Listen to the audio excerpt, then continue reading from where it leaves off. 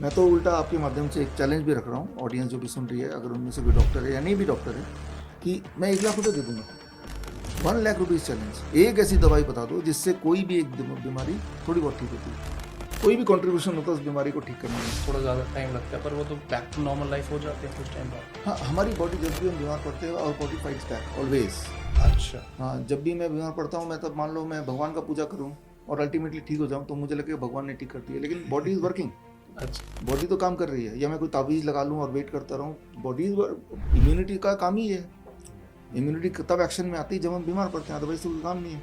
तो immunity is fighting back, immunity ने ठीक कर दिया, क्रेडिट उस दवाई ने ले लिए। और बाई चांस इंसान मर गया तो बोला कि भाई बीमारी से मर गया और बच गया तो डॉक्टर ने बचा लिया। तो जब टाइम ऑफ ईटिंग को करेंगे ना, even if you do this one rule, तो that will help in prevention of cancer. Why? Because जो भी चीज़ आप शाम के 6 बजे के बाद खाते हैं, सनसेट के बाद, दैट इज़ द थिंग जो कैंसर को फीड करता है। पैनिक, पेशेंट पैनिक करता है। Panic causes disease. पैनिक जो होता है वो अपने आप में बीमारी। Hello everyone, today we have a doctor on our show who says no to medical treatments and medicines and not to get hospitalized, and also claims that every disease has a cure and a treatment at our home itself. हमारे इस episode में आपको देखने को मिलेगा कि कितने बेबाक तरीके से उन्होंने अपने जवाब दिए हैं, एंड वी डोंट थिंक कि कोई दूसरे डॉक्टर ऑन कैमरा इस तरीके से जवाब दे सकते हैं। सो ये एपिसोड आप लोगों के लिए बहुत इन्फॉर्मेटिव एंड इंटरेस्टिंग रहने वाला है। So let's welcome a doctor who has different ways of treatment, Dr. Vishwaroop Roy Chaudhary on Three Man Show. So welcome to the Three Man Show. Thank you, धन्यवाद। So we have been chasing you since so long. So thank you so much for giving us your precious time, sir. नहीं नहीं, आगे से chase नहीं करना पड़ेगा, मेरा number रख लो। कैसे हैं सर आप? बड़े बड़े मैं बढ़िया हूँ, first class. I been waiting for you. Thank you so much. Thank you, sir. हमें पता लगा जब आपका इतना बिजी शेड्यूल है, लेकिन फिर भी बहुत जल्दी हो गई चीज़ें, तो हमने रिसर्च तो आपको कोविड टाइम से जानते थे फॉर श्योर, लाइक 2017 से हम फॉलोइंग यू अप, और उसके बाद बहुत सारे वीडियोस और भी चीज़ों में जब हम रिसर्च कर रहे थे, we find a similar stuff. वहाँ पे एक हिम्स करके एक टॉपिक हमने हर जगह देखा। हाँ। तो और मैंने रिसेंटली विजिट भी किया। हिम्स का the full form hospital institute of integrated medical science, right? Yes yes. तो लेकिन मैं जब वहाँ पे विजिट किया तो मेरा एक बहुत अलग एक्सपीरियंस था। The way people stay there, इतना क्लीनलीनेस। आप हिम्स का कॉन्सेप्ट एक बार हमारे ऑडियंस को अगर बताना चाहें। हाँ, हिम्स का मतलब है hospital institute of integrated medical sciences. मतलब हॉस्पिटल तो है ही वो, Okay. इंस्टीट्यूट भी है, ट्रेनिंग सेंटर। एक पेशेंट जब वहाँ पे आता है, ना केवल हम ये बोलते हैं कि आपको ये करना और ये नहीं करना, हम ये भी बताते हैं कि क्यों करना और क्यों नहीं करना है। पेशेंट जब आते हैं, उनके जो साथ में फैमिली मेम्बर भी कई बार रहते हैं, अक्सर रहते हैं, कोई ना कोई तो लेके आता ही है। We train them. ओके। अगर बोलते हैं खाना खाना तो उसको कैसे बनाना है, वी ट्रेन देम। ये डायग्नोस्टिक रिपोर्ट नहीं देखनी तो वो क्यों नहीं देखनी, what is scientific evidence, we train them. उनके क्वेरीज होते हैं, उनके क्वेश्चंस होते हैं। फॉर एग्जांपल, उनको बोलते हैं कैंसर का पेशेंट है तो don't go for the next chemotherapy, don't go for the next radiation, don't go for the next PET scan. तो वो पूछेंगे क्यों, तो वो क्यों वो पूछेंगे, तो उसका जवाब, और जवाब एविडेंस के साथ हम जवाब देते हैं, बल्कि उनको किताबें भी देते हैं, उनको पोस्टर देते हैं according to their disease, to their queries. Means कि उस बीमारी के लिए वो दोबारा ना आए हमारे पास, वो खुद का डॉक्टर खुद बन जाए। तो दैट इज हिम्स, मतलब hospital and institute of integrated medicine. When I say integrated medicine, it's not allopathy, it's not Ayurvedic, it is not just homoeopathic, it is a combination of all science, patient centric, जिससे patient को जल्दी से आराम मिले बिना किसी नुकसान पहुंचाए। So the concept is of integration, right? हर जो पैथीज का बेस्ट ले लो और जिसमें आराम से रिलीफ मिल जाए, and then give it to the patient and train them. Okay. तो वहाँ ट्रेनिंग भी होती है? ट्रेनिंग होती है हर दिन। एजुकेटेड भी किया जाता है लोगों को। एजुकेट किया जाता है उनके, और सिंपल भाषा में, जैसे हम बातचीत कर रहे हैं, इतनी सिंपल भाषा में, क्योंकि हमें समझ आता है कि वो पेशेंट है, वो कोई डॉक्टर नहीं है, कोई एजुकेटेड भी नहीं हो सकता है, आम जनता है। तो कॉम्प्लेक्स चीज़ों को सिंपल भाषा में एविडेंस के साथ उनको समझाना। सर, जैसे कि हम पर्सनली भी आपको इतने टाइम से फॉलो कर रहे हैं, कोविड के टाइम पे आपके जो भी सारे स्टेटमेंट्स थे काफ़ी बोल्ड थे, और जिसके आप प्रूफ्स वगैरह भी देते आए हैं लोगों को, मीडिया पर्सन्स को। तो नेक्स्ट ये पूछना चाह रहे थे अपनी ऑडियंस के लिए कि जितने आपके ट्रीटमेंट्स इतने इफेक्टिव हैं, बेनिफिशियल हैं, बट फिर भी अगर हम ग्राउंड रियलिटी देख पाएँ, बहुत से लोग हेजिटेट करते हैं इस ट्रीटमेंट को फॉलो करने के लिए, या ज़्यादातर फॉलो नहीं करना चाहते। उनके मन में क्वेश्चन रहता है इस ट्रीटमेंट से रिलेटेड। अभी भी मैक्सिमम अमाउंट ऑफ पॉपुलेशन या पेशेंट्स आप कह लो हॉस्पिटल्स के ही लाइन में लगे हुए हैं, उन्हें ही फॉलो कर रहे हैं। उनका एक ऐसा बिलीव है कि हॉस्पिटल जाएंगे, किसी ओपीडी में जाएंगे, वो ज़्यादा बेटर है आपके ट्रीटमेंट को फॉलो करने से पहले। देखिए आपने आखिरी जो सेंटेंस बोला belief, it is all about the belief system हाँ जी, which is been created in last several years, rather several decades, हाँ जी, कि भाई ये पैटर्न होना चाहिए। तो इंसान बिलीव को फॉलो करता है, जो वो देखता आया है, लगता है कि यही सच है, इसके अलावा कुछ नहीं है। तो आप देखेंगे 99% people will not like to change their belief system जो बना हुआ है। हमारे प्राचीन काल से बहुत सारे हमारे धर्मों में बिलीफ सिस्टम बना है ना। तो उसी तरह से ये एक बिलीफ सिस्टम का खेल है जो लंबे समय तक बना हुआ है, in spite of the fact कि उससे नुकसान हो रहा है, लेकिन that's how our brain works. हमारी एक बिलीफ पैटर्न बनी है बड़े सालों में, बचपन से अभी तक, उसको ब्रेक करना। जैसे मान लो मैं छिपकली से डरता हूँ तो डरता हूँ, अच्छा, right, that is a belief system. वो किसी एक इंसिडेंट से बन गया मेरे दिमाग में, उसको ब्रेक करना is not impossible, but it takes time for many people. But कुछ लोग होते हैं कि वो एकदम से they want to try something new, वो खुले दिमाग के होते हैं, देखते हैं एक बार करके, कोशिश करते हैं। कोशिश करते हैं, इसके एविडेंस को देखते हैं। कुछ लोग एविडेंस देखना चाहते हैं, कुछ लोग कि बाकी लोग क्या भेड़ चाल, बाकी लोग क्या कर रहे हैं, ठीक है ना, हमें भी वही करना चाहिए। तो आप देखेंगे मासेस का मतलब ही ये भेड़ चाल, तो जो सभी कर रहे हैं हम वही करें, जो ज़्यादा दिखता है वही करें। अब हर जगह देखिए आपकी एलोपैथी की हॉस्पिटल्स हैं, तो लोगों में चॉइस भी क्या है, हर जगह तो आई एम नॉट देयर। हमारे हिंद भी 20 हैं। अब 23 जनवरी सुभाष चंद्र बोस जयंती आज ही का दिन, तो आज हम 500 क्लिनिक खोल रहे हैं पूरे देश भर में, 500 क्लिनिक्स। तो लेकिन 500 भी कितने होते हैं, हर शहर में एक एक होगा, उससे भी कम, जबकि शहर में हज़ारों हॉस्पिटल्स क्लिनिक्स हैं। सो हमें लोगों तक पहुंचना पड़ेगा, रीचेबिलिटी के अभाव से लोग हम तक नहीं पहुंच पाते। That is believe is a second thing, they don't want to change the pattern. And then the third and last thing is misleading information, जो एलोपैथिक लॉबी लगातार बोल रही है कि वैक्सीन लेना चाहिए, दवाइयाँ लेनी चाहिए, कैंसर में कीमोथेरेपी कराना चाहिए। जब एक रेपिटेशन, एक चीज़ को रिपीटेडली बोला जाए, तो human psychology is the person accept it as a truth. एक लाई को if you say 1000 time it appears to be true. So इन सब का कॉम्बिनेशन है why the people choose to go to allopathy even if they know there is another option. तो आपने बताया sir थोड़ी रीच की भी कमी है और कुछ लोग अपना माइंडसेट या बिलीफ नहीं चेंज करना चाहते। यस यस, रीच की तो कमी है ही। हाँ जी सर, ये जैसे आपने बताया 20 हॉस्पिटल्स हैं आपके एम्स के। मेरे को ऐसा लगता है आपका नॉर्थ में थोड़ा सा जो होल्ड है वो साउथ के मुकाबले थोड़ा सा ज़्यादा है। साउथ में है एग्जिस्टेंस एम्स का ज़्यादा। साउथ में हमारा हिम्स नहीं है, लेकिन साउथ में अभी जो मैं बोल रहा हूँ 500 clinic, many of them will be in the south also. 23rd को। हाँ हाँ, 23rd आज ही के लिए। तो हाँ, लेकिन इम्पॉर्टेंट बात यह है कि we want to make the people their own doctor. अच्छा, क्योंकि हम कितने लोगों तक पहुंचेंगे, 140 करोड़ की आबादी है, हम अकेले कितने। हम अगर लोगों को डॉक्टर बना देते हैं तो they themselves will be independent of me, अच्छा, है ना। तो वो भी 100 लोगों को ठीक कर रहे होंगे, डिपेंडेंसी नहीं रहेगी। डिपेंडेंसी नहीं रहनी चाहिए। अच्छा, आप देखिए कोई भी एनिमल है बीमार पड़ता है हॉस्पिटल थोड़ा जाता है। हाँ, शेर बीमार पड़ता है तो वो घास खाने लगता है, ठीक हो जाता है। आप पेट्स हैं बीमार पड़ते हैं तो जाके धरती पे लौटते हैं, दे वो वॉमिट करते हैं, दे आर क्योर्ड।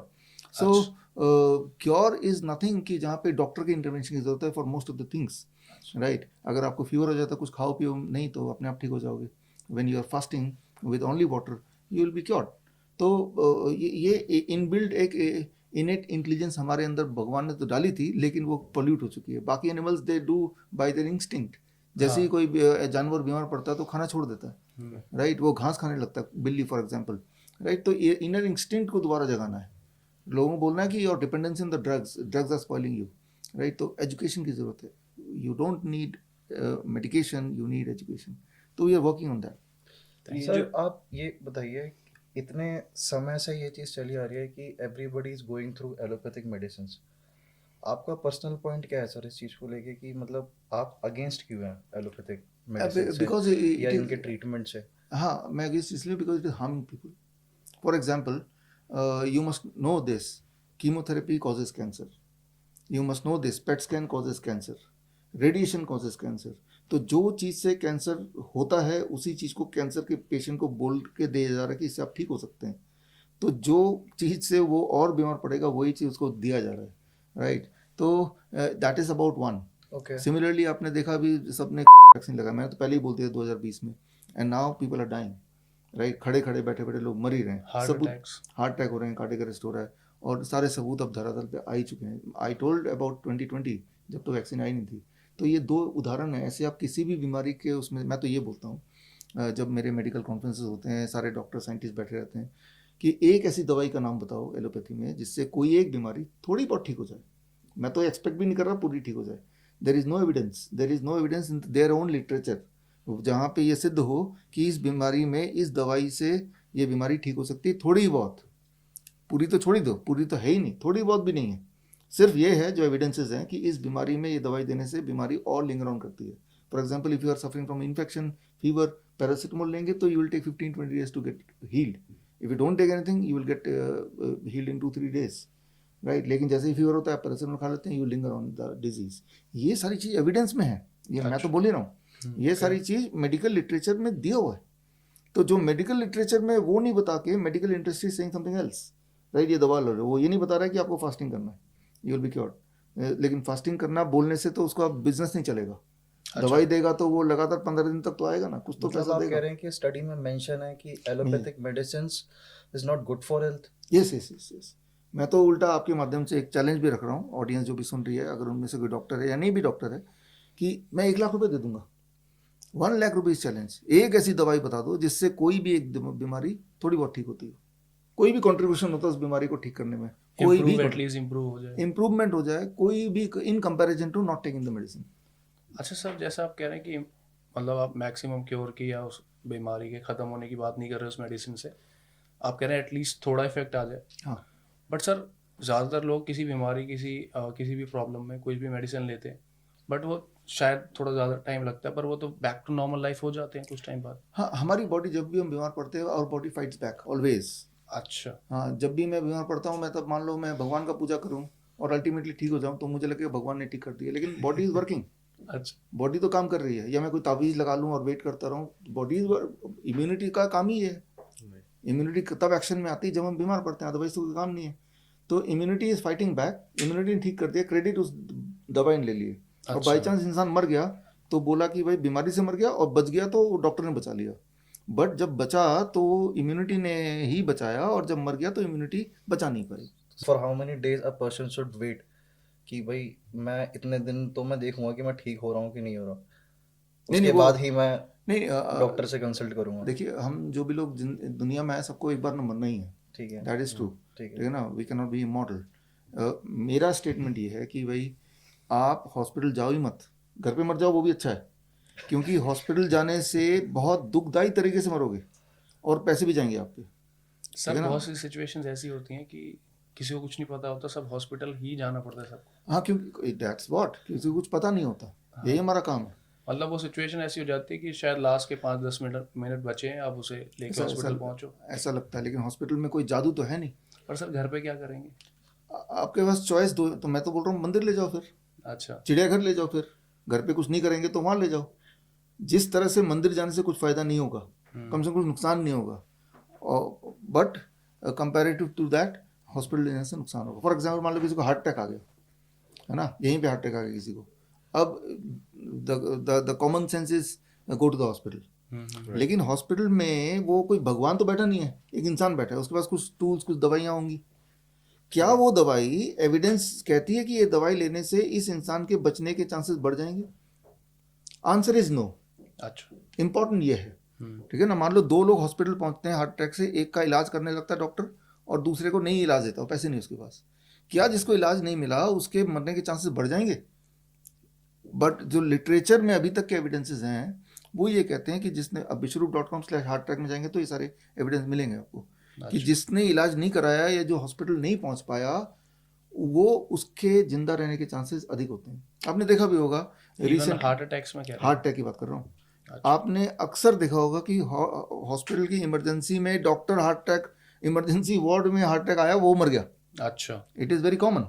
तो वो तो इमरजेंसी रूम में ही था, सारा कुछ इक्विपमेंट थी, वो खुद भी डॉक्टर है और भी डॉक्टर है, वो क्यों नहीं बचा पाए, है ना। जितने ज़्यादा you are close to the hospital, the science says more chances that you have a higher mortality. अच्छा। हाँ, मृत्यु दर उसकी बड़ी, जितने दूर रहोगे हॉस्पिटल से उतने ज़्यादा जिंदा रहोगे। ये सारी चीज़ें मेरी इमेजिनेशन नहीं है। अच्छा। ये these are all science backed.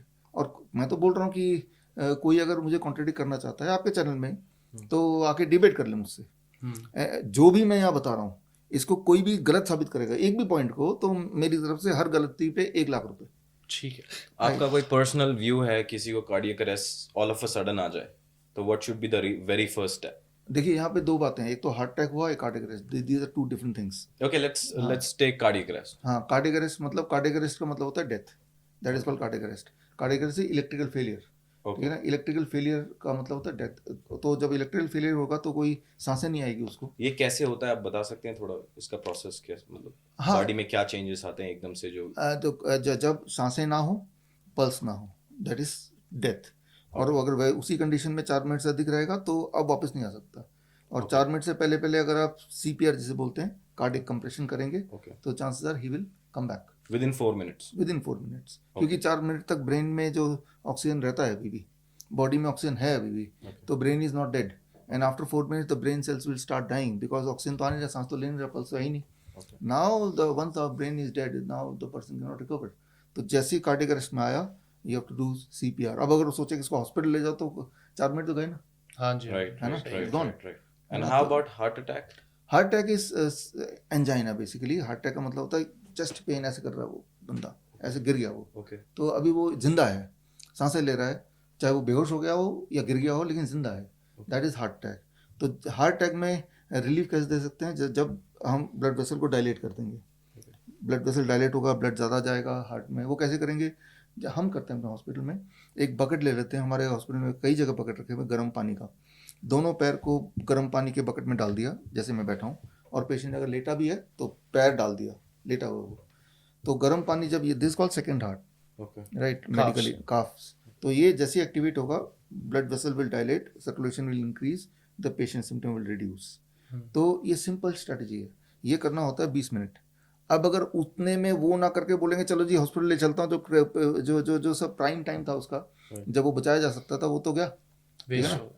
है ना? तो this is all evidence based. हम तो करते हैं 42 डिग्री सेल्सियस पानी में दोनों पैर रख देंगे, तो अगर वो होश में है तो साथ में अदरक देते हैं, अदरक खाने को, जैसे जैसे अदरक चबाता है आंसू आते हैं, जैसे जैसे आंसू आएंगे सिम्टमेटिक रिलीफ मिलता रहेगा।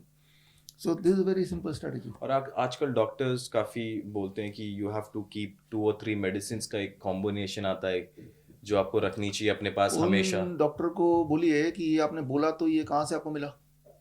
ये कोई नुस्खा तो है नहीं बाबा जी ने दे दिया, कोई ना कोई साइंस होगा, कहीं ना कहीं पढ़ा होगा आपने, वो एविडेंस दिखाओ, क्योंकि ये एलोपैथी को तो एविडेंस में साइंस बोलते हैं ना, राइट। तो एविडेंस होगा तभी, क्योंकि उनके सपने में तो आया नहीं होगा, उन्होंने कहीं से पढ़ा होगा, तो कहीं पे सब साबित हुआ होगा, ठीक है ना? तो वो दिखाओ, सोर्स ऑफ नॉलेज। हाँ, जैसे मैं जो बोल रहा हूँ तो 42 डिग्री, इसके एविडेंसेस हैं मेरे पास।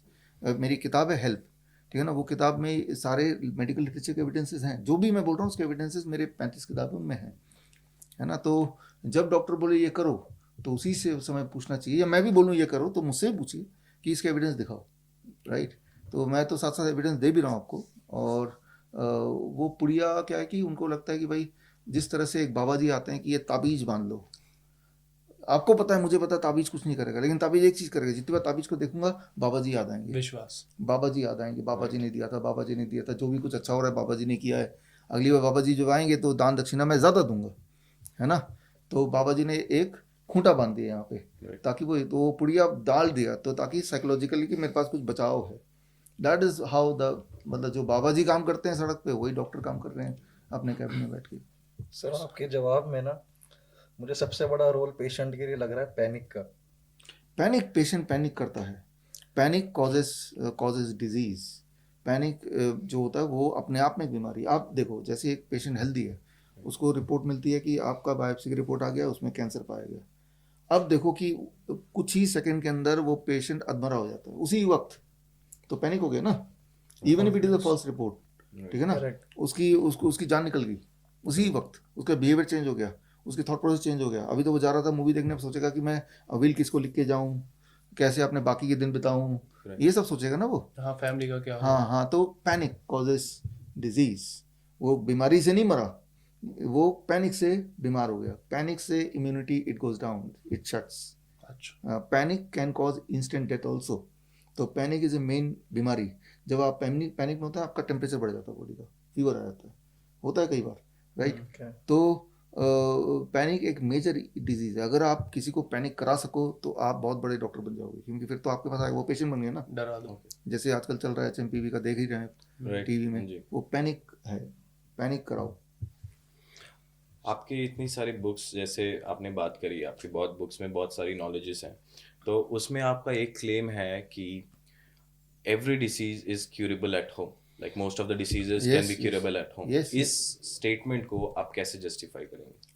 हाँ देखिए, ऐसे जस्टिफाई करूँगा। मान लो बात करते हैं, एक पौधा इमेजिन कीजिए मेरे हाथ में है, और पौधे के जो पत्ते हैं वो बीमारी है, ठीक है ना, ट्यूमर है वो।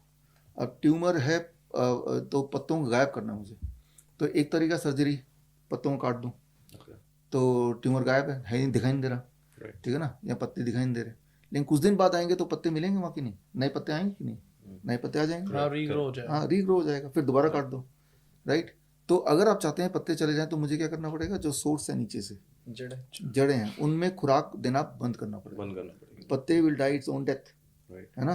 तो अगर आपका ट्यूमरस ग्रोथ हो रहा है तो there must be some source, it can be animal protein, it can be some refined food, it can be something else. तो जो भी सोर्सेज है उसको स्विच ऑफ कर देंगे, it can not grow, it has to die its own death.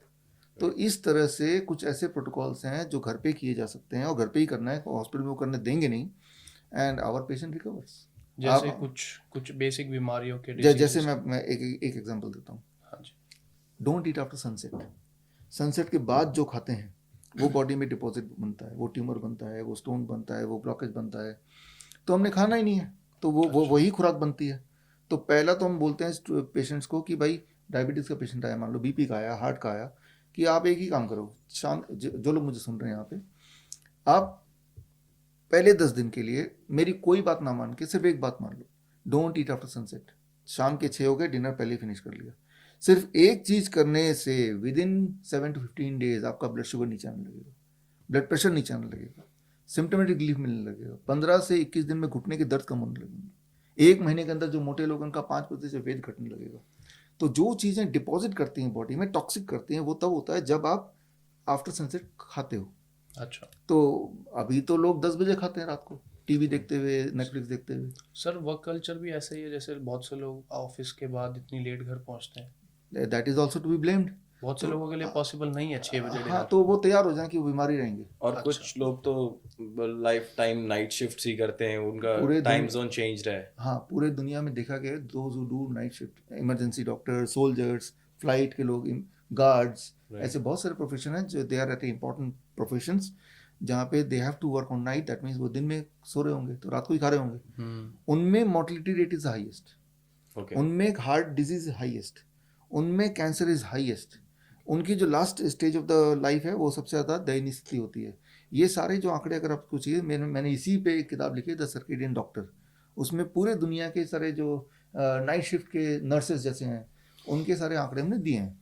तो ये एक मेजर कंसर्न तो है ही। तो नाइट शिफ्ट तब तक करो जब तक हेल्दी है, जैसे ही बीमार पड़ गए तो you change the shift, right, चाहे घर बैठ Switch. जाओ, राइट, स्विच करो या घर ही बैठ जाओ, क्योंकि आप मर ही जाओगे तो उससे अच्छा तो भाई जॉब ही चली जाए। And the moment you come back to the original, don't eat after 6 PM, the disease reverses. तो शाम को 6 बजे बाद नहीं खाना, ये करने के लिए कहीं हॉस्पिटल जाने की आवश्यकता नहीं है। हाँ, ये तो खुद तो ही that's follow what I am करना। सेइंग कि घर पे ही हम ठीक हो सकते हैं। एंड मैं तो बोल रहा हूँ आप लोगों को, जो लोग मुझे सुन रहे हैं, एक बार के लिए you try only once, 10 days। हाँ 10 डेज के लिए एक बार करके देखिए, इफ़ यू गेट रिलीफ, एक हफ्ता और बढ़ा दीजिए। सर, जैसे कि आपके बारे में ना रिसर्च करते हुए कई जगह हमने ना ये देखा कि आप काफ़ी सारे लोगों के लिए हेल्पफुल भी रहे हो। बहुत ज़्यादा सीरियस सिचुएशन कंडीशंस में भी लोग बहुत रिवाइव हो गए। आपके जो मेथड्स हैं, सारी चीज़ें बहुत लोग फॉलो करते हैं, उनको बहुत हेल्प भी हुई है। बट उसके अलावा भी एक दूसरा साइड जो हम देख पा रहे थे, बहुत से लोग आपके सारे जो मेथड्स हैं, रेमेडीज़ हैं, थेरेपीज़ हैं, इसको क्वेश्चन करते करते आपका जो एजुकेशनल बैकग्राउंड है ना, उसको एक्सेप्ट नहीं करते। वो टोटली उसको क्वेश्चन कर देते कि इट डजेंट एग्जिस्ट और समथिंग लाइक दैट। तो उसको थोड़ा सा इलैबोरेट करके हमारे लिए, हमारी ऑडियंस के लिए बता सकते हैं आप हाँ देखिए, इसको एक ही करके लेते हैं इसमें। प्लीज़? पहले तो जब मान लो मैंने बोला कि 42 डिग्री सेल्सियस पानी में जब आप बैठेंगे तो आपका फीवर गायब हो जाएगा, और साथ में मैंने आपको एविडेंस भी दे दिया, हेल्प वाली बुक में एविडेंस मिल गया। अब मेरा रोल खत्म हो गया, मेरी क्वालिफिकेशन क्या है, मैं क्या करता हूँ, मेरी लाइफस्टाइल क्या है, आपको एक सोल्यूशन दिया और सोल्यूशन मैंने सोर्स किया है वो भी पकड़ा दिया। सर वो आपकी ही बुक है? मेरी बुक में जो एविडेंस है वो मेरी नहीं है, अच्छा, वो यूनिवर्सल एविडेंस है, जो वो मेडिकल लिटरेचर का एविडेंस है, यानी कि वो जो एविडेंस है that is from the main stream medical science, अच्छा। जर्नल्स के रेफरेंसेस, सर जो एलोपैथिक डॉक्टर्स पढ़ रहे हैं, जो मेन स्ट्रीम डॉक्टर्स उसी हैं, उन्हीं की रेफरेंस है, तो वो भी वो चीज़ पढ़ते पढ़ते हैं? हैं, आपके पास जो प्रूफ है वो भी वो भी चीज़ सेम है? एविडेंस है, सेम ही एविडेंस है, वो भी पढ़ते हैं, उनको पता लेकिन है। ये थॉट प्रोसेस में फिर डिफरेंस क्यों है? क्योंकि way of अगर treatment आप अलग मान क्यों लो है? मैं डॉक्टर हूँ और आप मेरे पास आए हो फीवर के इलाज के लिए, मैं बोलूँ गर्म पानी में बैठ जाओ ठीक हो जाओगे, तो पैसे नहीं मिले। पैसे नहीं मिलेंगे, मैं तो क्लियरली बोल रहा हूँ, हाँ जी। पैसे फिर आप आओगे नहीं, अगली बार फीवर पड़ेगा वो क्यों जाना, मैं कर लेता हूँ खुद ही, फिर ये वाली बात हो गई, आप लोगों को खुद डॉक्टर बनाना चाहते हैं, वो पेशेंट बनाना चाहते हैं पेशेंट ताकि वो बनाना रेगुलर चलता हाँ, रहे। मैं तो बोल रहा हूँ आपके चैनल से, आप खुद भी क्वेश्चन कीजिए कि आप खुद भी, जो लोग मुझे सुन रहे हैं, कई लोगों ने आपके कमेंट बॉक्स में आ जाएगा, हाँ, हजारों लोगों ने करके देखा है और वो कभी डॉक्टर पर जाते नहीं, पता है अभी अभी ठीक हो जाना है, अच्छा, 42 डिग्री सेल्सियस बैठेंगे आधे घंटे में फिर गायब हो जाना है। तो अगर मैं डॉक्टर हूँ और मुझे पैसा कमाना है तो आई लूज पेशेंट्स, एक ही बार आएगा पेशेंट, वो भी पैसा नहीं देगा, भाई आपने तो दवा तो दी नहीं, पैसे किस बात के लिए, चलो 50 रुपये पकड़ो, बाकी तो मुझे ही करना है घर पे, Right. है ना। तो जो जो चीज़ें मैं बोल रहा हूँ वो सारा धरातल पे ऑलरेडी है, मेडिकल लिटरेचर में, मैंने कुछ इन्वेंट नहीं किया, ठीक है। मैं तो उसको सिंप्लीफाई करके लोगों तक पहुँचा रहा हूँ। तो जो नॉलेज पहुँचा रहा हूँ उस नॉलेज को लो, उसके सोर्स को ले लो, अब मेरा रोल खत्म है, और एक बार करके देख लो, नहीं हो रहा तो भूल जाओ उसको, ठीक है ना। अब कहाँ आते हैं, एजुकेशन क्वालिफिकेशन पे आते हैं, जो आपका सेकंड पार्ट था। जी, मेरी मैंने जो ग्रेजुएशन है that is from engineering, Punjab engineering college Chandigarh से, प्रोडक्शन इंजीनियरिंग में मैंने इंजीनियरिंग की है, post graduation in diabetes and PhD in diabetes and chronic kidney disease, PhD मेरी ऑलरेडी है, और श्रीधर यूनिवर्सिटी पिलानी में, जहाँ से already doctorate in chronic kidney disease. तो this is the basic qualification, जो कि जैसा आपने बोला कि लोग ऑब्जेक्ट करते हैं। अब इम्पॉर्टेंट ये है कि मैंने अभी जैसे पॉडकास्ट चल रहा है, आप जो लोग मुझे सुन रहे हैं, सुन के उन्होंने घर पे कर लिया, वो ठीक हो गए, ना तो आपने यहाँ मेरे पास आए, ना मैं आपको बुला रहा हूँ, आप घर पे ही ठीक हो गए, और दोबारा कर रहे हैं फिर भी ठीक हो गए, और एविडेंस भी आपको दे ही रहा हूँ, तो ऑब्जेक्शन का सवाल कहाँ आता है? मैं तो बोल नहीं रहा हूँ कि भाई मैं MBBS MD हूँ, मैं तो पहले से ही बोल रहा हूँ, मेरी हर किताब में लिखा है मेरी क्वालिफिकेशन, मेरे वेबसाइट में मेरी सारे सर्टिफिकेट्स ऑलरेडी हैं, है ना। तो इंजीनियरिंग बैकग्राउंड है। कुछ जाम्बिया का भी इन्वॉल्वमेंट है आपके हाँ, एजुकेशन में? Alliance international university they gave me diabetes पे ऑनरी डॉक्टरेट। 2017 जब मैं गया था लंदन, वहाँ पे मेरी रिसर्च पब्लिश हुई, तो दे ऑल्सो हैव कम, ठीक है ना। मेरी रिसर्च थी कि मैंगो खाने से डायबिटीज़ ठीक होती है, दैट इज़ मीठा फल खाइए, डायबिटीज़ भगाइए। तो जो लोग मीठा नहीं खाते डायबिटीज़ के चक्कर में, आप अगर मीठा खाएंगे भरपूर मीठा फल, जैसे मान लो चीकू है, जैसे आम है, जैसे अंगूर है, नेचुरल शुगर की बात हाँ करें। हाँ, जैसे डेट्स है, खजूर, है ना, तो आप 3 दिन के अंदर, 2 से 3 दिन में your blood sugar will steeply drop and you have to throw the medicine. Actual causes of diabetes? Causes of diabetes is diabetes is not a disease, it's called high blood sugar. High blood sugar कब होता है? जब आप refined खाते हैं। White sugar? हाँ, refined मतलब जैसे कुक्ड फूड खाएंगे ज़्यादा और रॉ नहीं खाएंगे तो ब्लड में शुगर एक्यूमुलेट होने लगता है। फिर रॉ की मात्रा बढ़ा दो फ्रूट्स एंड वेजिटेबल की, एंड कुक फूड को थोड़ा घटा दो, तो ब्लड शुगर नीचे आने लगता है। चाहे कोई एक्सरसाइज कर रहा है नहीं कर रहा है, वो कोई हाँ, प्रॉब्लम नहीं है उस चीज से? इररिस्पेक्टिव ऑफ दैट, अच्छा। एक्सरसाइज करेगा that will add to the benefit, but मान लेते हैं एक्सरसाइज नहीं कर रहा, 70% ऑफ द डाइट, तो we call it DIP diet. 70% of raw खाओ फ्रूट्स एंड वेजिटेबल, 30% कुक्ड खाओ, and also don't eat after 6 PM, if not 6 PM 8 PM का तो खाओ ही मत। अच्छा, ब्लड शुगर आप देखेंगे 2-3 दिन में इट विल गायब होना ही है, वो नीचे जाएगा ही, आपकी मजबूरी हो जाएगी, इंसुलिन कम करो, नहीं तो हाइपोग्लाइसेमिया में चले जाएंगे।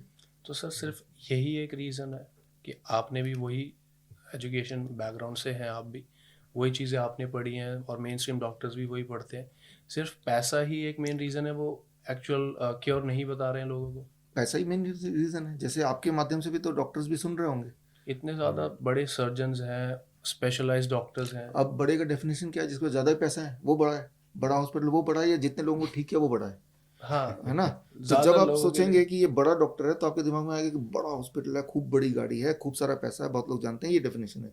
बट उस सर्जन से पूछो कितने लोगों को ठीक किया आपने। सक्सेस रेट क्या है? हाँ, आप किसी भी डॉक्टर से पूछो क्या आपने किसी भी बीमारी से कोई भी एक पेशेंट को ठीक किया है, तो बता दो, ठीक है ना। क्या डायबिटीज़ के एक भी पेशेंट को आपने ठीक कर दिया हो तो बता दो, अगर तो ठीक किया तो बड़ा डॉक्टर। अच्छा, हमारे तो हज़ारों पेशेंट्स हैं, 10,000 पेशेंट की टेस्टिमोनियल, वीडियो टेस्टिमोनियल, आप काल.tv में जाएंगे तो 10,000 पेशेंट्स वीडियो टेस्ट, सारे लोग वीडियो टेस्टिमोनियल देते नहीं हैं, अमंग द पीपल जिन्होंने अपनी मर्जी से दिया वो 10,000 लोग हैं। किसी भी एक डॉक्टर के पास आप चले जाओ, कोई पॉडकास्ट कर लो कि आप एक पेशेंट दिखा दीजिए जिनको आपने डायबिटीज से आज़ादी दिला दी, ब्लड प्रेशर से आज़ादी दिला दी, क्रॉनिक किडनी डिजीज ठीक कर दिया हो, एक पेशेंट, ओनली ठीक वन। है। आपने सर, मैंने आपसे अभी पूछा रीज़न फॉर डायबिटीज़, कुछ बेसिक ऐसे रेमेडीज़ वगैरह जिससे क्योर हो सकती है? Very simple. The first step तो ये है कि don't eat before 8 AM, don't eat after 6 PM। काफ़ी लोगों को तो 10 दिन में इसी से फ़र्क पड़ जाना है, लेकिन आप और जल्दी चाहते हैं 2 दिन में फ़र्क पड़ जाए, तो ब्रेकफास्ट, फ्रूट ब्रेकफास्ट पेट भर के, ठीक है ना। जैसे मेरा weight 70 kg into 10, 700 grams of fruit at least. इस ज़्यादा खा सकते हैं लेकिन कम नहीं खाइए इससे। लंच में जब भी बैठें पहले सलाद खा लीजिए 350 ग्राम, 700 ग्राम का आधा हो गया। उसके बाद रोटी सब्जी खा लीजिए। डिनर 6 बजे से पहले करना है, पहले सलाद खाना है 350 ग्राम, फिर रोटी सब्जी खाना है। नो एनिमल प्रोटीन, जैसे dairy product is animal protein, no packed and refined food. The moment you do it within 48 hours, मेरा कैंप कल से शुरू है, 72 आवर्स का कैंप होता है, और पूरे जब भी कैंप होता है हर महीने होता है, पैक्ड होता है।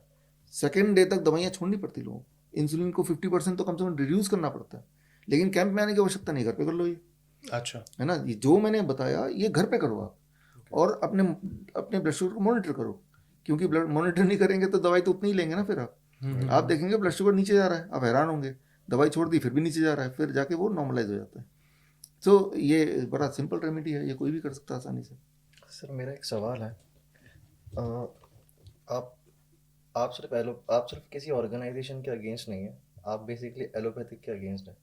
मेरा सवाल ये है सर कि फॉर सपोज अगर मैं बहुत पीछे से चलूँ, ठीक है, ये सवाल तो एजुकेशन सिस्टम पे भी उठता है, ठीक है। एक नॉर्मल स्टूडेंट होता है, वो 11th में साइंस स्ट्रीम लेगा, अच्छा खासा पढ़ेगा, बहुत अच्छी रैंक लेके आएगा, उसके बाद बहुत अच्छे पैसे पे करेगा किसी अच्छे कॉलेज के लिए, फिर वहाँ पे पढ़ेगा, या फिर हम कहते हैं कि वो फॉरेन चले जाएगा, वहाँ पे बहुत अच्छी पढ़ाई करेगा, उसके बाद फिर यहाँ पे आएगा, तब उसका एक नाम होता है बहुत बड़ा डॉक्टर है, वहाँ से पढ़ के आया है, ऐसा है ऐसा है ऐसा है।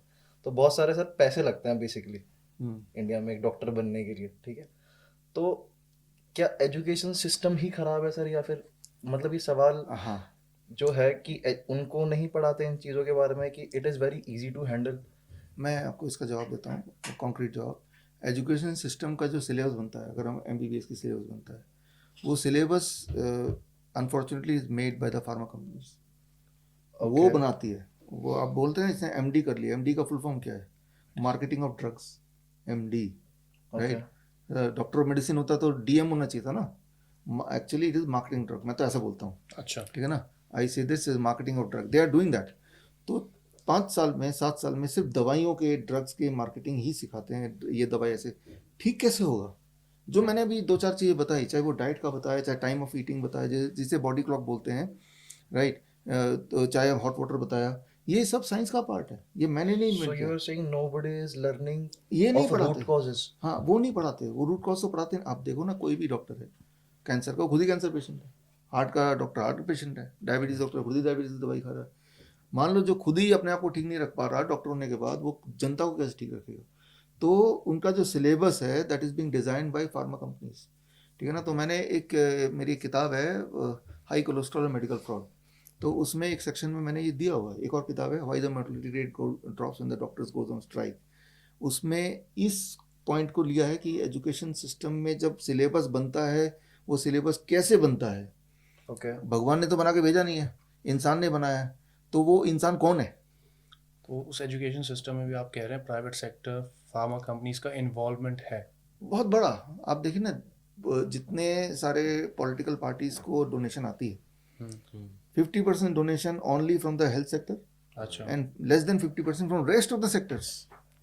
तो उनका जो मेडिकल लॉबी का जो पूरा इन्फ्लुएंस होता है to change anything according to their convenience. मान लो आप पॉलिटिकल पार्टी, आपको आधा डोनेशन तो मेडिकल से आई है, तो वो जो बोलेंगे वो आप करोगे, हाँ, फॉलो करना, डील टाइप। डील हो गया, क्योंकि आपको पैसा आगे भी चाहिए।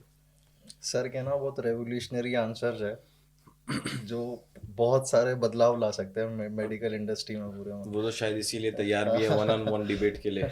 मैं तो बोल रहा हूँ, हमने 3 महीने का कोर्स तैयार किया है, CIM, certificate in integrated medicine, certified by Shridhar university. हमारे स्टूडेंट्स, अभी 5 स्टूडेंट हैं हमारे, आप हमारे, और ये उन्हीं में से 500 लोगों ने क्लिनिक आज लॉन्च करना है। तो MD डॉक्टर वर्सेस मेरे 3 महीने वाले स्टूडेंट, उनका बेसिक बैकग्राउंड कुछ नहीं है, सिर्फ 3 महीने का कोर्स किया, राइट। मैं तो बोलता हूँ, सभी को बता रहा हूँ आज आपके माध्यम से कि आप एक 2 पेशेंट को ले आओ एक ही तरह के, एक मेरे स्टूडेंट को दे दो, एक दुनिया के देश के सबसे बड़ा बिल्डिंग वाले हॉस्पिटल को दे दो, देखो कौन ठीक होता है जल्दी, राइट। और कोई ठीक होता है, कौन ठीक नहीं होता, दूध का दूध पानी का पानी आ जाएगा। टेस्ट कर लेते हैं, अगर आपके पेशेंट रिकवर हो जाते हैं। हमारे पेशेंट के तो मैंने 10,000 टेस्टिमोनियल बताए हैं, रिकवर हुए हैं। मैं तो बोल रहा हूँ कौन सा हॉस्पिटल है जो 10,000 पेशेंट तो क्या 10 पेशेंट दिखा सके, जो कि cancer, heart disease, kidney failure, diabetes, BP, ये 5 बीमारी नाम ले रहा हूँ। कोई भी एक हॉस्पिटल एक पेशेंट दिखा दे, इस पेशेंट को हमने ठीक कर दिया, दिखा दे एक। इंडिविजुअली तो कैंसर पेशेंट, डायबिटिक पेशेंट्स की प्रॉब्लम जो होती है वो फेस करते हैं, वो अलग चीज़ है, लाइफ लॉन्ग। कई बार पूरी फैमिली इस प्रॉब्लम में आ जाती है। हर बार एक पेशेंट बीमार पड़ता है, पूरी फैमिली बीमार पड़ गई, फाइनेंशियली, फाइनेंशियली सब इमोशनली। दिन रात वो चिल्ला रहा है, रो रहा है, पैसे भी खर्च हो रहे हैं, एक इंसान को लेके जाना है, उसको लेके आना है, उसकी ध्यान रखना है, नर्स रखेंगे। तो द 1/3 जो भारत की जनता है हर साल, it goes below poverty line just because they are paying the medical bills. 1/3, 1/3, कितनी बड़ी, मतलब सोचिए हर 3 में से 1 आदमी, और बाकी लोग जो अमीर हैं वो थोड़े गरीब हो जाते हैं, गरीब है बिल्कुल ही चले जाते हैं। सर आपने डीआईपी डाइट की बात करी, आपने बॉडी क्लॉक की बात करी, एक टर्म आप यूज करते हैं सर्केडियन रिदम जो होता है, हाँ, इसका एग्जैक्टली ये कैसे वर्क करता है और इसके पीछे का लॉजिक क्या है? देखिए एक एक्सपेरिमेंट कीजिए, आप लोग सब जो लोग सुन रहे हैं वो करें। सुबह 10 बजे आप अपना ब्लड प्रेशर चेक करो, एक ही दिन, Okay. राइट। और मान लो 140/90 आता है। अब उसी दिन रात को 10 बजे ब्लड प्रेशर चेक करो, आप हैरान होंगे कि उस दिन रात को 10 बजे हमेशा नीचे आएगा उससे 120/80, Okay. Right. Morning it will be here, evening will be here, Okay. Every night, right. और ये दिस इज की बॉडी का एक टाइम टेबल है, बॉडी प्री डिसाइडेड है कि इतने बजे मुझे ब्लड प्रेशर इतना रखना है, इतने बजे ब्लड प्रेशर इतना रखना है। और जब वो डिप होता है ब्लड प्रेशर तो आपको नींद आती है। किसी एक दिन नींद नहीं आएगी तो उस दिन ब्लड प्रेशर चेक कर लो, आप पाएंगे कि वो उल्टा हो गया, है ना। तो बॉडी, और सोने से पहले अपना टेम्परेचर चेक करो, तो आप देखेंगे सोने से पहले इमीडिएट पहले temperature will be dropped by the body themselves by ½ degree, ठीक है ना। तो और हर रात बॉडी ये कर रहा है, क्योंकि हर रात हम सो ही रहे हैं ना। तो जब बॉडी अपना टेम्परेचर डिप करता है, बीपी डिप करता है, वी फॉल स्लीप, तो बॉडी ने कब टेम्परेचर बढ़ाना है, कब ब्लड प्रेशर बढ़ाना है, कब बॉडी में सुबह 4 बजे अपना ब्लड शुगर चेक करो, किसी भी दिन आधी रात को अलार्म लगा के उठो, आप देखेंगे आपका ब्लड शुगर बिल्कुल डीप नीचे जाएगा। लेकिन जब 6 बजे उठेंगे तो वही ब्लड शुगर ऊपर दिखाई देगा। हर दिन विदाउट फेल, बिना भूले, बॉडी 4 से 5 के बीच में या 4 से 6 के बीच में कुछ शुगर लिवर ब्लड में डालती है। तो बॉडी ने अपना एक टाइम टेबल बनाया हुआ है, जिसका मैंने एक आध एग्जाम्पल दिया, राइट। आप 2 बोतल ले लो, एक बोतल में पूरे दिन का पेशाब जो करते हैं उसी में करो, भर दो। एक बोतल में आधी रात को पेशाब आती तो उसमें भरो। आप देखेंगे दिन भर का बोतल जो है वो 3 गुना ज़्यादा भरा होगा इन कंपेरिजन टू द रात वाला। किसी किसी केस में जो उल्टा होता है, they are chronic kidney disease patient या प्रोस्टेट पेशेंट होते हैं, उनका ही उल्टा होता है। यानी कि बॉडी का एक टाइम टेबल है, वो टाइम टेबल जब बिगड़ेगा, that is called circadian clock, body clock, जो मैंने एग्जाम्पल 3-4 दिए। तो ये टाइम टेबल बिगड़ता है तो हम बीमार पड़ते हैं। इस टाइम टेबल को सुधार दिया तो बीमारी गायब हो जाती है। सुधारेंगे कैसे? वही बात कि जैसे अपने टाइम ऑफ ईटिंग को अपने 8 AM to 6 PM के ब्रैकेट में रखा, ये सारे पैरामीटर बॉडी का टाइम टेबल ठीक होने लगता है। आपको कैसे पता चलेगा ठीक होने लग रहा है? आपका बीपी नीचे आएगा, शुगर नीचे आएगा, पेन कम हो जाएगा, बॉडी वेट कम हो जाएगा, लाइट फील करेंगे, नींद आने लगेगी, नहीं तो यानी कि आप ठीक हो रहे हैं। तो सर्केडियन क्लॉक को ठीक करना इंपॉर्टेंट। 2017 का नोबेल प्राइज विनिंग साइंस है ये, ठीक है ना। तो ये मेरे मन की बात नहीं है, ये साइंस की बात है। तो time of eating if you can correct, most of the disease start vanishing. और इसमें व्हाट टू ईट भी आता है? What to be eat, yes, आता है। जो हम खाते हैं वो भी हमारे बॉडी के टाइम टेबल को इन्फ्लुएंस करता है। ओके। तो जो DIP डाइट जब मैंने बनाया था, 14 साल हो गए इसको बनाए हुए, जो क्लिनिकल ट्रायल भारत में भी हुए, नेपाल में भी हुए, मलेशिया में भी हुए, गवर्नमेंट बॉडी से हुए। हेल्थ मिनिस्ट्री ने किया भारत में, आयुष मिनिस्ट्री ने, नेपाल हेल्थ मिनिस्ट्री ने किया क्लिनिकल ट्रायल्स। तो ये जब मैंने बनाया था तो ये बॉडी क्लॉक को समझते हुए बनाया था कि जब आप DIP डाइट, इस तरह का डाइट लेंगे जो मैंने थोड़ी देर पहले बताया, तो आपका body clock will start repairing, correcting, कि किस टाइम पे कौन सा हार्मोन कितने अमाउंट में बॉडी प्रोड्यूस करना है, वो बॉडी ने पहले से ही तय किया टाइम टेबल। जैसे हमारा टाइम टेबल है, आपने टाइम टेबल बनाया होगा, आज मुझे 10 बजे आना है, 11 बजे फिर एक और जगह जाना है, एक टाइम टेबल आपने बनाया होगा, रोज का बनाया होगा, सुबह से 5 बजे उठना ही है, जिम जाना है। सो सिमिलरली बॉडी का time table that is called circadian clock, उसको डिस्टर्ब कर दो, you will get sick, cancer, heart disease. उसको दोबारा रिस्ट्रक्चर कर दो, you will gate cure. Sir आपके नाम पे आई थिंक वर्ल्ड रिकॉर्ड भी है 198 पुशअप्स का। हाँ, ये बात है 2007 की। 2007 2007 में 1 मिनट में 198 पुशअप्स का रिकॉर्ड है।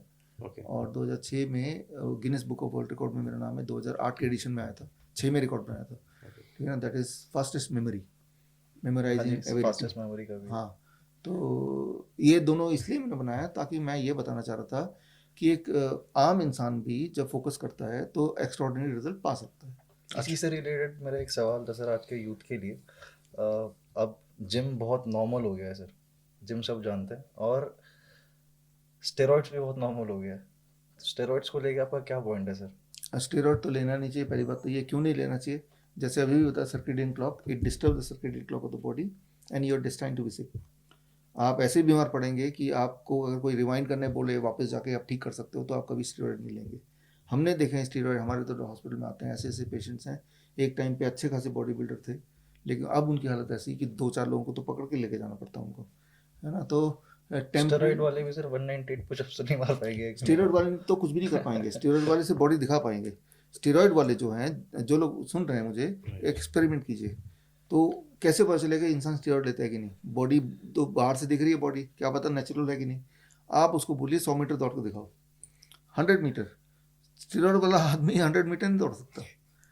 और जिसने नॉर्मली नेचुरली बॉडी बनाई है या नहीं भी बनाई है वो दौड़ लेगा, आम इंसान जो नॉर्मल है। नॉर्मल है। लेकिन स्टेरॉइड वाला 100 मीटर नहीं दौड़ेगा, वो हाफेगा, राइट। वो बॉडी उसकी जो कॉस्मेटिक बॉडी तो है, उसकी दिखाने के लिए तो ठीक लग रही है, वो भी टेम्परेरीली, लेकिन वो उसकी जो एक्चुअल जो उसकी एंड्योरेंस है वो नहीं होगी।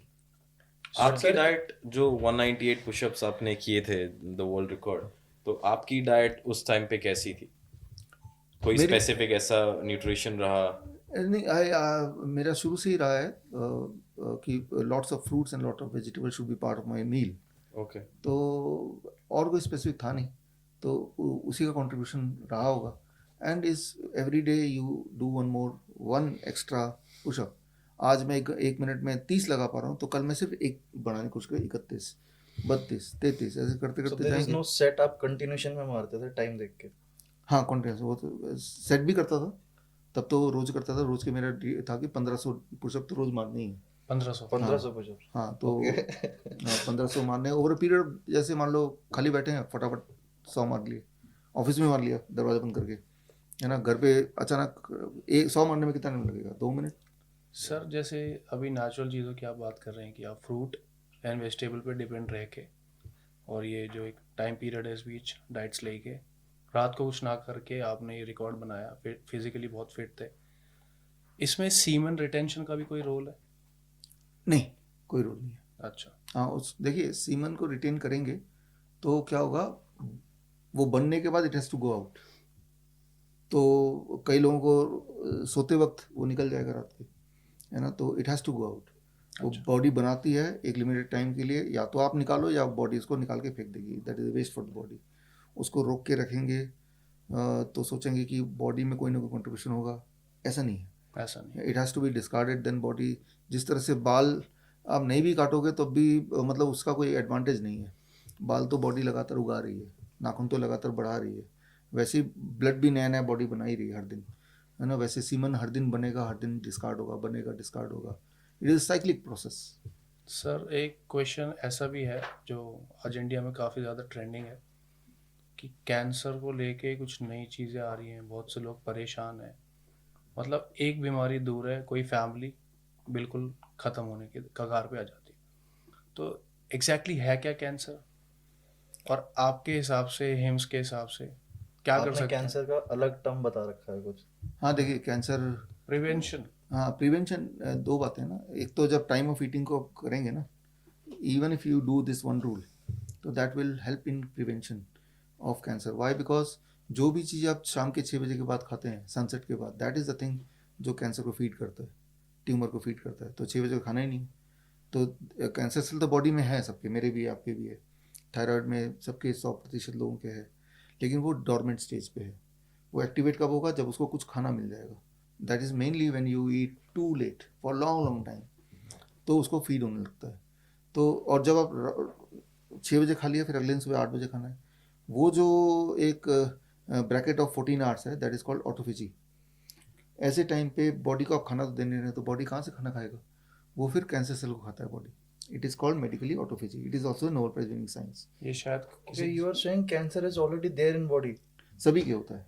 आपके बॉडी में भी अगर अभी आपके थायराइड टेस्ट कराएंगे, करीब 170 to 100% चांसेस कि वो बायोप्सी के अनुसार वो डॉक्टर बोलेगा आप तो कैंसर पेशेंट है. सर एक बार आप बायोप्सी एक्सप्लेन कर सकते हैं व्हाट एग्जैक्टली बायोप्सी इज? हाँ, बायोप्सी एक मिसलीडिंग टेस्ट है. उसमें क्या करते हैं, मान लो आपको यहाँ फोड़ा हो गया, तो डॉक्टर बोलेगा क्या पता कैंसर हो, यूं ही बोल देगा चलो बायोप्सी कराओ. तो वो जहाँ पे फोड़ा है वहीं से खरोंच के कुछ एक सेल ले लेंगे, ओके. उस सेल को स्लाइड में डालेंगे, उसको मैग्नीफाई करके देखेंगे, सेल के स्ट्रक्चर को देखेंगे, उसके कलर को देखेंगे. इन दोनों के बेसिस पे एक डॉक्टर ऐसे ध्यान से देखेगा, सोचेगा कि कैंसर सेल है कि नहीं. अच्छा इसका डार्क कलर लग रहा है, स्ट्रक्चर अनइवन लग रहा है, चलो बोल देते हैं कैंसर सेल है, वो लिख देगा कैंसर. ठीक है ना. तो दिस इज बायोप्सी. वही वाला स्लाइड अगर हम किसी और को दिखाएंगे, किसी और पैथोलॉजिस्ट को दिखाएंगे, क्या वो भी सेम आंसर देगा? The answer is no. ये इंडिविजुअल जजमेंट पे डिपेंड करता है उस वक्त वो उसको क्या लग रहा है. वो कोई सटीक वो नहीं है, गोल्ड स्टैंडर्ड यूनिवर्सल नहीं है. Okay. नहीं है. सटीक तो तब माना जाएगा ना कि जितने ही पैथोलॉजी दिखाएं सब सेम ही आंसर बोलें. कोई बोलेगा एबनॉर्मल बोलेगा, कोई बोलेगा नॉर्मल, कोई बोलेगा कैंसरस, कोई बोलेगा प्री कैंसरस. राइट. अगर जैसे कि बॉडी टेम्परेचर हाँ. कहीं से भी टेस्ट करा लो सेम दिखाएगा, बट आप कह रहे हो बायोप्सी सेम आंसर डिपेंड्स नहीं ऑन है. द इंडिविजुअल हाँ पर्सपेक्टिव. हाँ, पर्सपेक्टिव वो कौन इंसान देख रहा है. तो वही वाला स्लाइड आप दूसरे पैथोलॉजी दिखाओगे, उसको ये नहीं पता कि पहले वाले ने क्या बताया था, उसका आंसर चेंज हो सकता है. ठीक है ना. इस पे भी रिसर्च हुई है. मतलब एक ही स्लाइड को करीब 850 पैथोलॉजी को दिखाया गया, तो उसमें करीब 48% ने बोला ये तो नॉर्मल है, 33% ने बोला ये तो एबनॉर्मल है, rest of them set cancer है. तो ये मेरी किताब है rabbit tortoise model for cancer cure, इसमें ये रिसर्च पेपर डाला है मैंने. तो आप बायोप्सी को बेस मान के अपने को कैंसर पेशेंट समझ लेते हो, ये मिसलीडिंग है. बायोप्सी नहीं बता सकती. इनफैक्ट कोई साइंस बता नहीं सकती कैंसर सेल और नॉर्मल सेल्स का डिफरेंस क्या है. एक कैंसर सेल भी, जैसे मान लो एक चोर आ गया, क्या उसकी शक्ल देख के बता सकते हो क्या ये चोर है? शक्ल तो उसकी वैसी होगी ना जैसे आम आदमी की तरह. उसके एक्शन देख के बता सकते हो. चोरी करता हुआ सीसीटीवी में देख के बता सकते हैं. राइट. ठीक उसी तरह से cancer cell when in action only then उसको कैच कर सकते हैं. और एक्शन में कैच करने के लिए कोई सीसीटीवी कैमरा बॉडी में तो है नहीं, है ना. जब चीज़ हो चुकी है, ट्यूमर बन चुका है, ओनली देन वी नो, है ना. तो biopsy is misleading, PET scan is misleading. Science वहाँ तक पहुँचा नहीं कि सीसीटीवी लगा के जब कैंसर सेल का उत्पात मच रहा हो तो कौन से वाले सेल ने कैंसर बनाया वो पकड़ ले. Science is not mature like that. आज हमारा जो एक कैलेंडर लॉन्च करेंगे, आपको भी देंगे, जो मैं बता रहा हूँ उसके एविडेंस में in the form of cancer calendar, okay. कि नॉर्मल सेल और कैंसर सेल में there is no clear cut distinction. जो कि कैंसर सेल में होता हो नॉर्मल सेल में नहीं होता हो. ठीक उसी प्रकार जिस प्रकार एक चोर को अगर आप खड़ा कर देंगे और एक अच्छे आदमी को खड़ा कर देंगे, उसकी शक्ल देख के आप नहीं बता सकते कि क्लियरली ये हर चोर की मूछें होंगी. नहीं बोल सकते ना. हाँ, चोर की मूछें भी हो सकती हैं, पर या हर चोर की नहीं. हाँ नहीं भी हो सकती. जैसे आप रेलवे स्टेशन जाके ये बोल सकते हो कि कुली है तो लाल शर्ट ही होगा. कोई ऐसा भी हो सकता है जो लाल शर्ट पहने कुली नहीं भी है ना. तो कोई क्लियर कट डिस्टिंक्शन नहीं है. जैसे कुली का तो फिर भी है कि एक बैज होगा, उसको देख लो. कैंसर सेल का वो भी नहीं है. ठीक है ना. जो भी प्रॉपर्टीज कैंसर सेल में पाए जाते हैं वही वाली प्रॉपर्टीज कई सारे नॉर्मल सेल में भी पाए जाते हैं. अच्छा. That is I will give the evidences. Sir chemo इतना नॉर्मलाइज कर दिया गया है कैंसर के ट्रीटमेंट में, जो कि बहुत एक्सपेंसिव है. कीमो का and you said chemo is इसका हाँ you decide, I will just give you evidence. Okay. Chemo किसी इंसान ने बनाया होगा, इन्वेंटर कोई तो होगा. आप सर्च कीजिए गूगल में, कीमो का इन्वेंटर कौन है? हिटलर. कॉन्सेंट्रेशन कैंप में मस्टर्ड गैस चैम्बर तो हुआ करता था, गैस चैम्बर.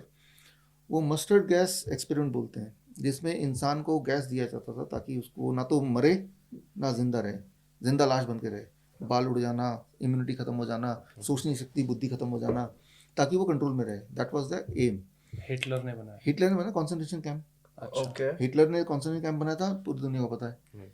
तो तब वो गैस चैम्बर में जो गैस यूज होता था that is called mustard gas experiment बोला जाता है. उसके जो फैक्ट्रीज थे, जब वर्ल्ड वॉर 2 खत्म हुआ, उन्हीं फैक्ट्री में वही वाले गैस का नया नाम दे दिया chemical therapy. Same scientist, same group of scientist, Hitler scientist, और वही केमिकल थेरेपी को बोला जाता है कीमोथेरेपी. राइट. तो अब ज़रा सोचिए, वहाँ तो खैर उनको ज़बरदस्ती ले गया गया कॉन्सेंट्रेशन कैंप में, या तो खुद ही जा रहे हो मेरा ये केमिकल थेरेपी कर दो। और इतना एक्सपेंसिव भी है। एक्सपेंसिव है भाई, एक तो मर ही रहे हैं कीमो ऊपर को से। कैंसर से कैसे रिलेट कर दिया सर? कोई कारण नहीं है रिलेट करने का। आप तो, मैं तो बोल ही रहा हूँ कि आप क्यों रिलेट कर दिया, क्योंकि कोई ये सवाल पूछ नहीं रहा। कोई रिलेशन नहीं है। Chemotherapy is cancer causing agent, है ना। कीमोथेरेपी, जब एक इंसान से मिलो आप कि मैं कीमोथेरेपी कराने जा रहा हूँ, तो हेल्दी दिखेगा। जब वो आ जाएगा, अब देखो उसको, वो बिल्कुल ही पस्त दिखेगा, राइट। जितनी बार कीमोथेरेपी करेगा वो डिटेरियोरेट होता जा रहा है, होता जा रहा है, होता जा रहा है। A time will come when he will die, right. लेकिन जब मरेगा तो ये नहीं बोलेगा कीमोथेरेपी से मर गया, बोलेगा कैंसर से मर गया। तो सर गवर्नमेंट कुछ रेगुलेट नहीं करती इस चीज़ को? गवर्नमेंट तो इसी का पार्ट है ना। अच्छा, गवर्नमेंट हेल्थ मिनिस्ट्री इसी का पार्ट है, उनको इसी से पैसा मिल रहा फंडेड है, फंडेड है। लेकिन मैं तो ये बोल रहा हूँ ना कि if I am wrong contradict me, proof. और इफ़ आई एम रॉन्ग तो मेरे ऊपर केस कर दो, पुलिस में कंप्लेन कर दो, ठीक है ना। क्यों नहीं करेंगे, करेंगे किसी और तरीके से, राइट। लेकिन इस मुद्दे पे नहीं करेंगे, अच्छा, है ना। इस मुद्दे पे नहीं करेंगे, क्योंकि इस मुद्दे पे करने से तो पोल खुल जाएगी, because they have to show the evidences, है ना, कि उनके फेवर के एविडेंसेस, वो तो है ही नहीं। कीमो आप कह रहे हैं कीमो कोई रेलेवेंस ही नहीं है कैंसर में? यही रेलेवेंस है, कीमोथेरेपी कैंसर प्रोड्यूस करता है, ये रेलेवेंस तो है। आपको कैंसर है, आ जाओ और बढ़ा देते। हाँ, इसके एविडेंस के लिए आज ही के दिन हम रिलीज कर रहे हैं the cancer calendar, I will give you, thank you. Right. उसमें जो मैं बता रहा हूँ एक एक एविडेंस है, that can be cross check by anybody. Sir थोड़ा और सर ये इतना एक्सपेंसिव क्यों होता है कीमो? हाँ, क्योंकि जल्दी अमीर बनना चाहते हैं लोग। अच्छा। जब आप किसी को डरा दोगे ना, हम्म, तो उसको लूटना आसान है। अगर उसको डरा दिया मर सकते हो, तो बोलेगा घर ले, बाहर ले, मैं जमीन बेचता हूँ, लोन लेता हूँ, मुझे बचा लो, जिंदा रहना है। जिंदा रहना है। ये जो डर का व्यापार है, तो ये लूटने का है। ये इतने महंगे थोड़ी ना, पहली बात तो ये वेस्ट है, डेंजरस था ही, but it is not that expensive, right. उसका जो एक्चुअल उसका होगा 1/100 ऑफ इट जो भी मैन्युफैक्चरिंग कॉस्ट है, अच्छा, राइट। लेकिन अब कोई भी कॉस्ट रख दो, क्योंकि अल्टीमेटली तो इरादा लूटना ही है। मैन्युफैक्चरिंग कॉस्ट का 100 प्रॉफिट है। वन मिनिमम बोल रहा हूँ। उसके अगर उसमें जाएंगे हम बाइफरकेशन में, तो एक अलग टॉपिक हो जाता है वो। अच्छा। हाँ, बट उसमें नहीं जाएंगे हम। तो इट इज़, आप देखो ना, जेनरिक दवाई ले लो और उसी का ब्रांडेड ले लो, पता चल जाएगा। काफ़ी डिफरेंस, सही कह हाँ, रहे हैं उसी से पता चल जाएगा। किसी भी दुकान में जाके पूछ के देख लो। आप। सर कैंसर के क्योर से रिलेटेड आपने एक जो चीज़ बताई कि एक प्रॉपर विंडो टाइम पीरियड में खाना खा सकते हैं, और कोई रेमेडीज वगैरह? और कोई, मान लो कोई कैंसर, पहली बात तो कैसे पता चलेगा, बायोप्सी से तो पता चलेगा नहीं। हाँ, आप बता रहे हैं, हाँ, पता तो तो पता कैसे चलेगा। चलेगा, पहली बात तो यहीं से शुरू होती है। हम्म, हीमोग्लोबिन उस पेशेंट का स्टीपली डाउन होगा, अच्छा, 1, ठीक है ना। सेकेंड, वो पेशेंट एकदम से वेट रिड्यूस होगा, 10 kg वेट रिड्यूस होगा एक महीने में।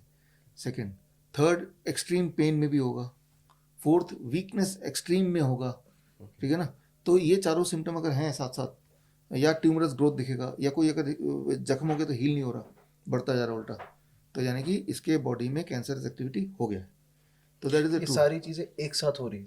इसमें दो तीन चीज़ एक क्योंकि साथ हो सर रही जो हैं। आपने चीजें बताई, हर चीज का एक अलग बीमारी का नाम है इसमें। अगर वेट रिड्यूस हो रहा है तो उसको थायराइड का नाम दे दिया जाएगा। वो दे दिया जाएगा, लेकिन ये कि सारी बीमारियों में 2-3 अगर एक साथ हो रही हो, हाँ, तो आप वही। बोल सकते हैं कि बॉडी में कैंसर एक्टिविटी हो रही है, ओके। ठीक है ना। तो अब मान लो उसको पेन है, तो पेन का इंतजाम करना पड़ेगा। उसके लिए in addition to what I said, hot water immersion.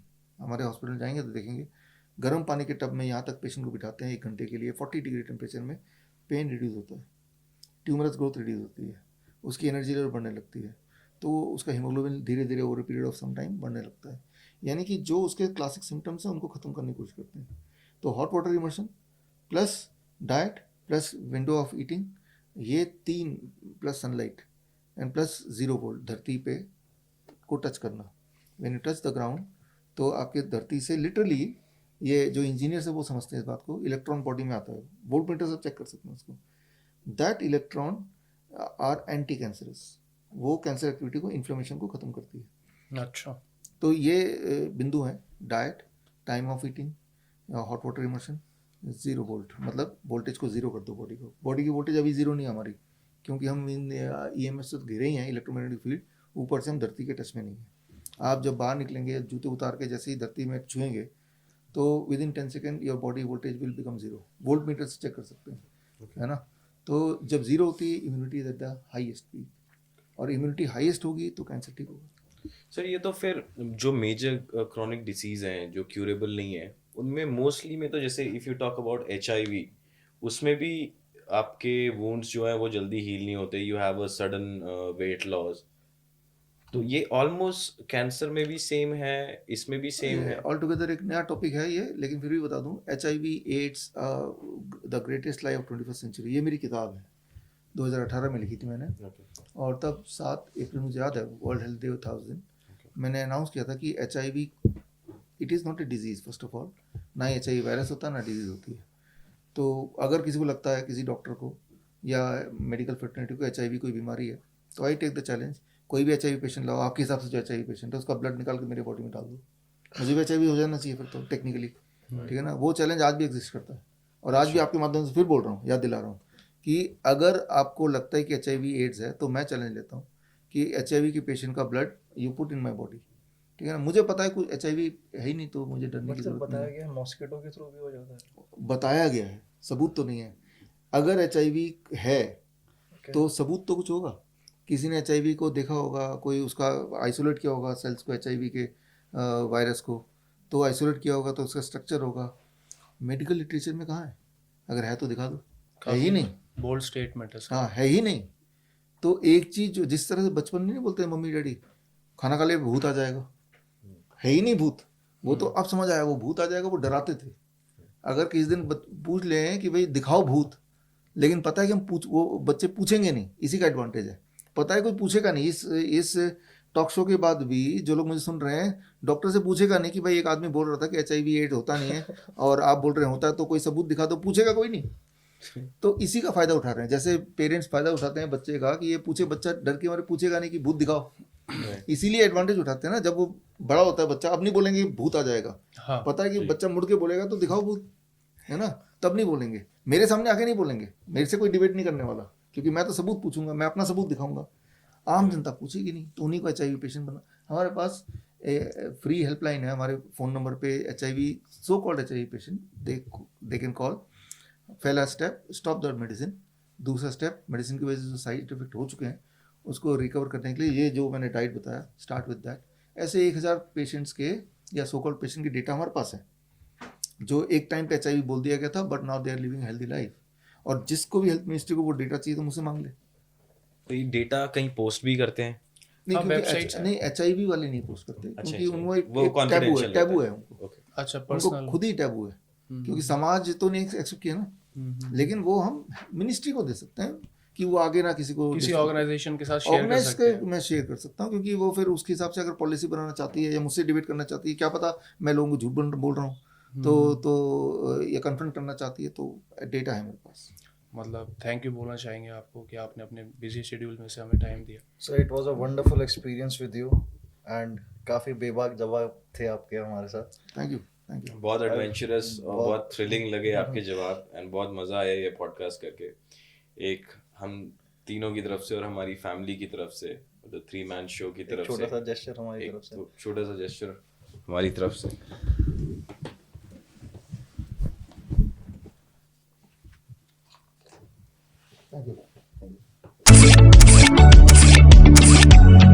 So we hope everybody आपको ये शो काफ़ी अच्छा लगा होगा। सो प्लीज़ इस वीडियो को अपने सभी दोस्तों के साथ शेयर करें, and also like our video, share it and comment, and don't forget to subscribe our channel. Thank you. Please share करें इस वीडियो को। प्लीज़।